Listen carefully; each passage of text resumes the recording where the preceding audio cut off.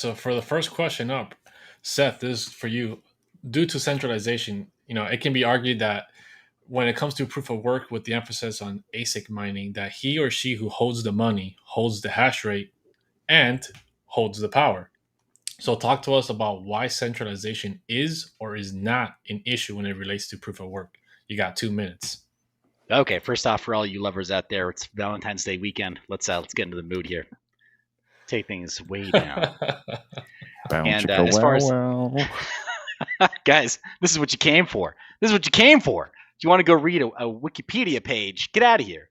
But as far as there being centralization in proof of work, I'm going to push back on that in strongest terms.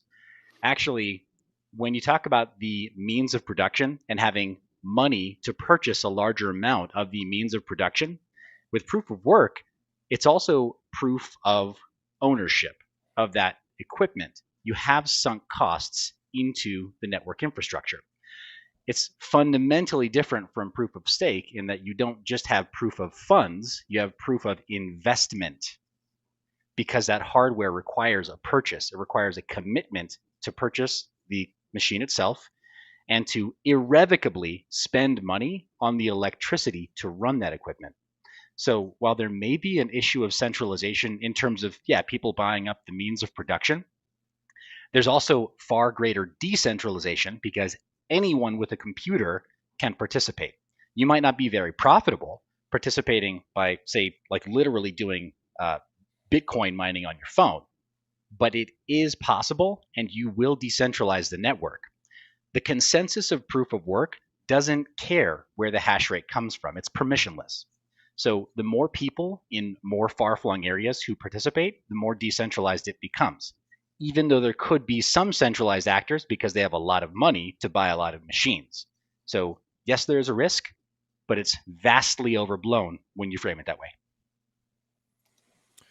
All right. Thank you. So sorry about that. I'm messing around with the, I was messing around with the timer. With the timer? Is distracting, bro. Yeah, I know. It's super distracting. My fault. So BJ, let me read that again. So what we asked Seth was. So I got distracted by Seth's eyes. I didn't even listen to what he said to even be able to rebuttal.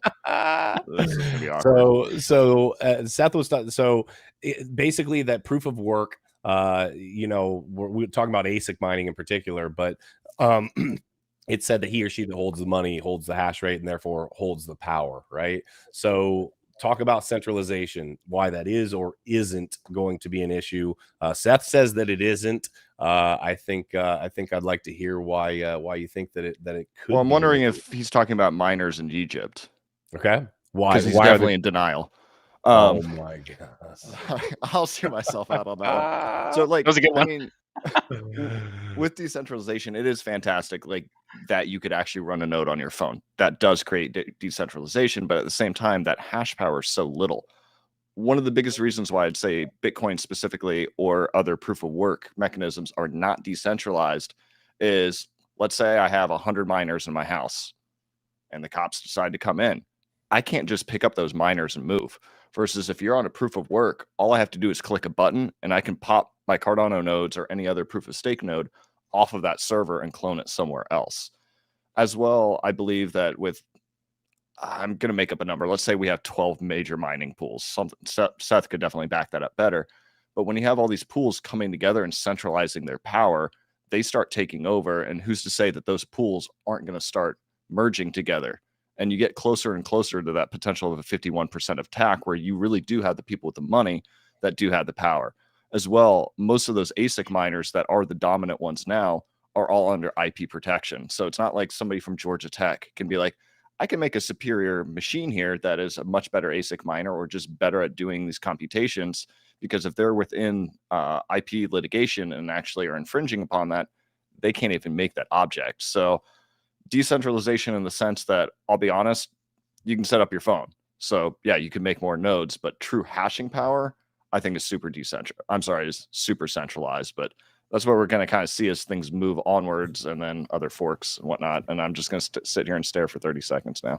No, those are great. That's actually a great point. So, Seth, what would you respond to that with the pools being a point of centralization for ASIC mining?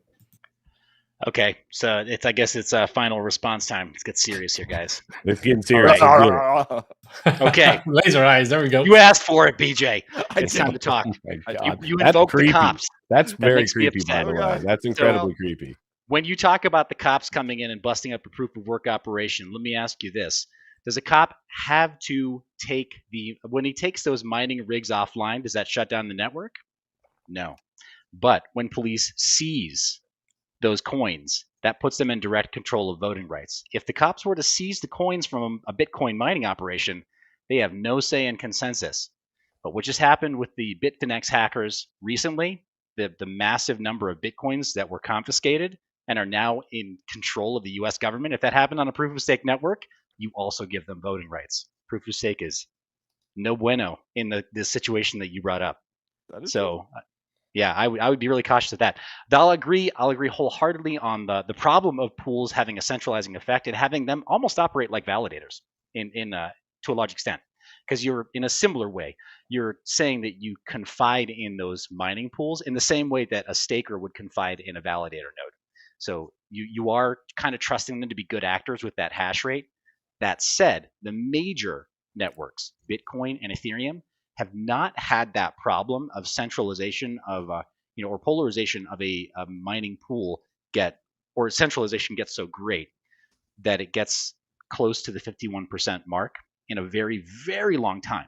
There have been smaller networks in proof of work where that has happened, and I've interviewed the project leads for projects where that's happened. Millions of dollars have been stolen that way, but not with the tentpole projects like Bitcoin, Ethereum, Monero, or anything that the audience will regularly have exposure to.